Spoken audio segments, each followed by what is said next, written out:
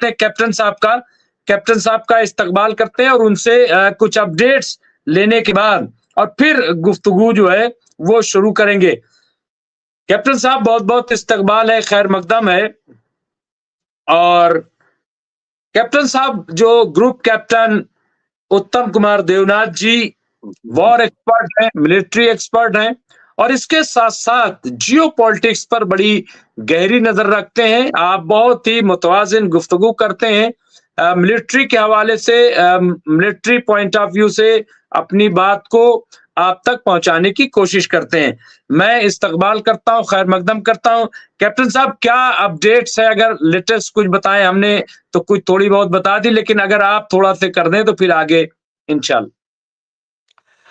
जी हाँ, आज की बड़ी खबर तो है कि हूती ने बहुत सक्सेसफुल अटैक किया इज़राइल के ऊपर और इज़राइल के ऊपर ये दावा किया जा रहा है कि नुकसान पहुँचा है।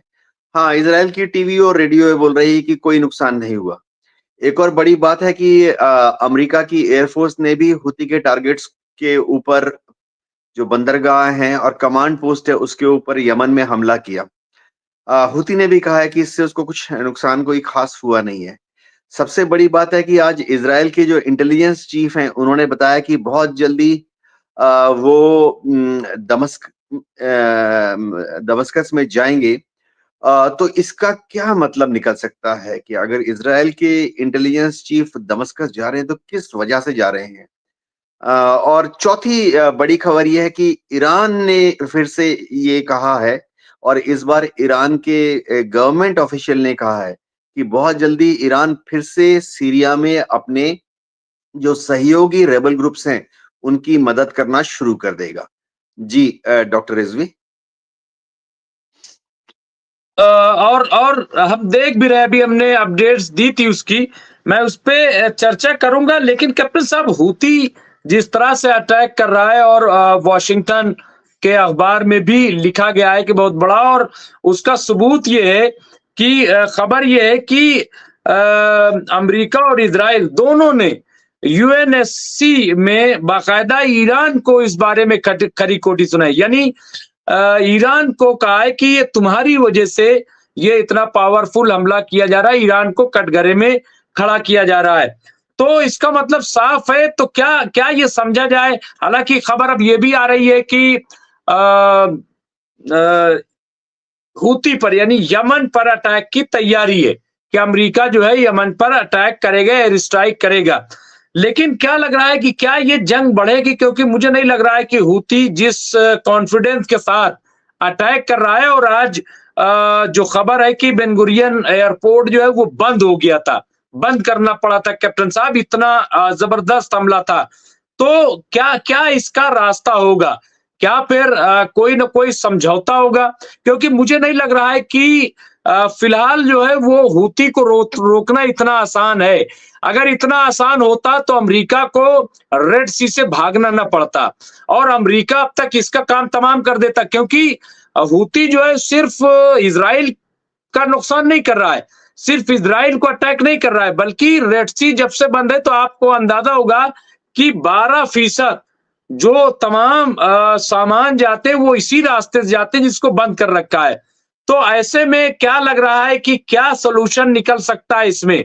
और ये कितनी मजबूत फोर्स उभर करके आई है, क्योंकि कोई तसव्वुर भी शायद न कर रहा होगा कि हूती इतना स्ट्रांग हो जाएंगे। कैप्टन साहब। जी हाँ, हूती बार-बार दावा कर रहा है कि वो तब तक इज़राइल पर हमले करता रहेगा और लाल सागर में भी तब तक अमेरिका के और इज़राइल से रिलेटेड शिप्स को हमला करता रहेगा, जब तक कि इज़राइल हमास के ऊपर गज़ा में हमला करता रहेगा। तो एक तरीका तो ये है कि इज़राइल हमास के ऊपर हमला बंद कर दे, तो फिर शायद हूती भी इज़राइल के ऊपर हमले बंद कर देगा। दूसरा तरीका जो है वो फिलहाल जो हम पिछले 1 साल से देख रहे हैं वो ये है कि अमेरिका और कुछ पश्चिमी ताकतें भी इज़राइल की मदद कर रही हैं कि हूती के ऊपर ही बमबारी कर दी जाए। तो यमन के जो पोर्ट्स हैं, बंदरगाह हैं, उनकी राजधानी सना है, उनके थर्मल पावर प्लांट हैं और सबसे बड़ी बात है हूती के जो कमांड एंड कंट्रोल पोस्ट हैं और जहाँ-जहाँ ये शक हो रहा है कि हूती ने अपनी मिसाइलों को और रॉकेट्स को छुपा के रखा हुआ है, उन अड्डों पर हमला कर रहे हैं। तो क्या अमेरिका और पश्चिमी ताकतें इज़राइल कामयाब हो रही हैं हूती को इतना बड़ा नुकसान पहुँचाने में कि हूती जो है कमज़ोर हो जाए और हमले करना बंद कर दे? ये अब तक तो नहीं हुआ। हाँ, अमेरिका हर बार हमले के बाद दावा करता है कि हूती के इतने लोग मारे गए, हूती के इतने रॉकेट्स और मिसाइल्स को बर्बाद किया गया। सवाल ये उठता है कि ईरान कब तक हूती को सपोर्ट देता रहेगा? अ, अभी फिलहाल ईरान से कोई भी सपोर्ट हिज़्बुल्लाह को पिछले 15 दिन में नहीं गई है। जो इंटेलिजेंस सूत्र कह रहे हैं कि पिछले 15 दिन में ईरान से हिज़्बुल्लाह को जो सीरिया के रास्ते से हथियार जाते थे, रॉकेट्स, मिसाइल्स, गोला-बारूद, वो नहीं गए हैं। दूसरी बात है कि हमास को कौन फौजी सहायता दे रहा है? अभी जो खबरें आ रही हैं उसके अनुसार हमास को भी बाहर से कोई हथियार मिल नहीं रहे हैं। जो भी हथियार हमास इस्तेमाल कर रहा है वो तो उनका जो पहले का जो स्टॉक था उसी को इस्तेमाल कर रहा है। और दूसरी बात है कि हमास के लड़ाके खुद भी अपने यहाँ हमास के लड़ाके आधे इंजीनियर हैं।